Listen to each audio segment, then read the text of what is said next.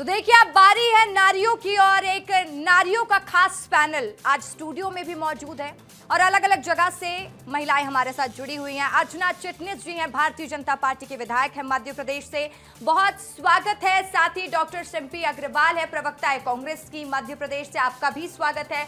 माला ठाकुर जी हैं, समाज सेवी हैं, इंदौर से हमारे साथ लाइव जुड़ी हुई हैं। साथ ही हर्षिता धनवानी जी हैं, कारोबारी हैं, उज्जैन से हमारे साथ जुड़ी हुई हैं। डॉक्टर अनामिका मिश्रा हैं, छत्तीसगढ़ से बीजेपी प्रवक्ता हैं, हमारे साथ जुड़ी हुई हैं। साथ ही भारवी वैष्णव जी हैं, समाज सेवी, हर्षा साहू जी हैं, स्पोर्ट्समैन। सबसे बात करेंगे कि आखिर वो क्या सोचते हैं। 33% आरक्षण अब महिलाओं को सदन में मिलने वाला है, जहां महिला अपनी आवाज उठा सकेंगी। सबसे पहला सवाल मेरा अर्चना चिटनिस जी आपसे रहेगा। सबसे पहले ढेर सारी बधाइयां आप लोगों को, क्योंकि भारतीय जनता पार्टी की सरकार ने आखिरकार ये कर दिखाया, आधी आबादी को अब उनका पूरा हक मिलेगा। मानती हैं आप इस बात को अर्चना जी? जी जी बिल्कुल, निश्चित तौर पर दर्शकों से जिस बात का इंतजार था, और महिलाएं कुछ अपने लिए नहीं मांग रही थी। इस देश की बेटी, इस देश की बहन ये चाहती थी कि देश की सेवा करने का उसे अवसर मिले, वो देश की नीति निर्धारक हो, वो निर्णायक भूमिका में हो। वो अवसर माननीय प्रधानमंत्री जी ने बहुत तटस्थता से, मजबूती से, आवश्यक संशोधन करते हुए हम सबको दिया है, हम बहनों को दिया है।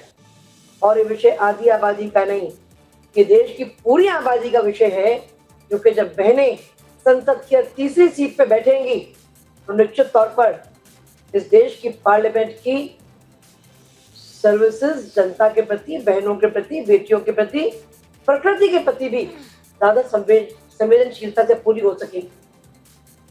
आज न केवल बहनें बल्कि संपूर्ण देश अभिभूत है कि दुनिया के सामने हम भारत की दृष्टि बहनों के प्रति क्या है, भारत की शक्ति महिलाओं के प्रति क्या है, भारत किस दृष्टि से, किस तरीके से अपनी बहनों पर, अपनी माताओं पर, अपनी बेटियों पर भरोसा करता है।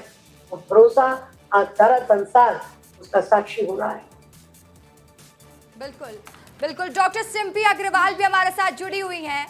सिम्पी जी कैसे देख रही हैं, क्योंकि देखिए विपक्ष तो सवाल उठा ही रहा है परिसीमन और 33% आरक्षण को जोड़कर, लेकिन आज हम महिलाओं की अगर बात करें तो आप इसको जीत मानती हैं या नहीं, क्योंकि महिलाओं की 33% सीट आरक्षित रहने वाली है सदन में?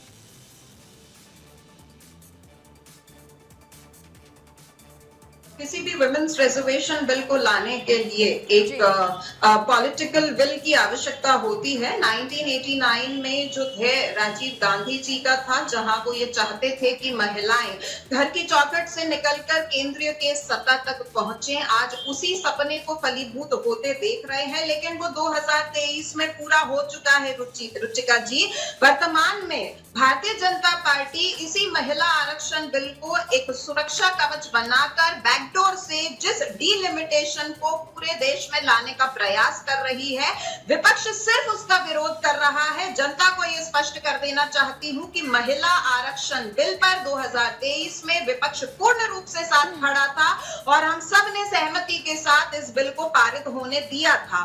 रुचिका जी, सबसे महत्वपूर्ण बात यह है कि जो ऑब्जेक्ट्स एंड रीजंस है, statement of objective and reasons है, उसके अंदर भारतीय जनता पार्टी ये क्लियरली क्यों नहीं लिखती है कि जो जाति जनगणना होगी वो कब तक पूरी होगी। वहां पर वो एक कंसिडरेबल टाइम लिखते हैं, लेकिन परसीमन के बाद कॉन्स्टिट्यूएंट असेंबलीज कितनी निकल कर आएंगी? 850। ये आंकड़ा कहां से आया? ये भारतीय जनता पार्टी को पहले से पता है कि डीलिमिटेशन के बाद ये आंकड़ा 850 होने वाला है, जबकि अभी तक आपने जाति जनगणना नहीं कराई है। हमारे पास कोई पार्लियामेंट्री रिपोर्ट नहीं है, कोई भी परसीमन आयोग की डेटा आपके पास नहीं है, लेकिन आपके पास 850 की ये पर्ची तैयार है। इसका ऑब्जेक्शन है रुचिका जी विपक्ष को। और हम ये कहना चाहते हैं, देखिए जम्मू कश्मीर और असम का मॉडल भी हमारे सामने है 2022-23 का, जहां पर आप एक जगह सेंसस 2001 का प्रयोग कर रहे हैं, एक जगह सेंसस आप 2011 का प्रयोग कर रहे हैं। इसलिए बहुत आवश्यक है कि जब आप डिलिमिटेशन करें तो आपके पास पूरे देश के अंदर एक यूनिफाइड सेंसस डेटा होना चाहिए,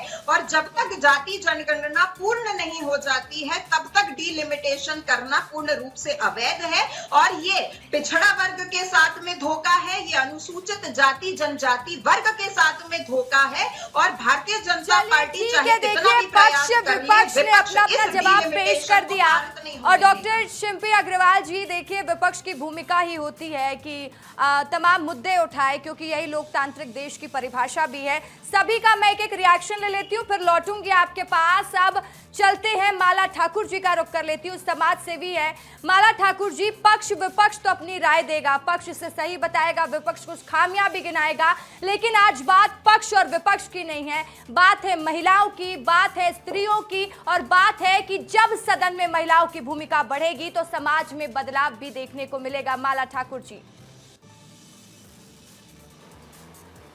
बहुत बहुत धन्यवाद बहन रसिका जी। मुझे लगता है ये केवल आरक्षण का विषय नहीं है, और महिलाओं को 33% आरक्षण मिलना केवल इसी को इस दृष्टि से नहीं देखना चाहिए।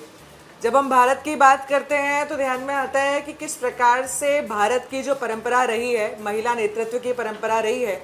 अभी ही हमने हाल ही में रानी अब्बक्का की जन्म जयंती का 500वां वर्ष मनाया, रानी दुर्गावती जी की जयंती का 500वां वर्ष मनाया, लोकमाता अहिल्याबाई होलकर की जन्म जयंती का 300वां वर्ष मनाया, और ये वंदे मातरम का 150वां वर्ष है। तो स्वाभाविक रूप से भारत में महिलाओं के विषय में जब बात करते हैं तो उनका नेतृत्व, उनका कृतित्व जो है वो हमको ध्यान में आता है।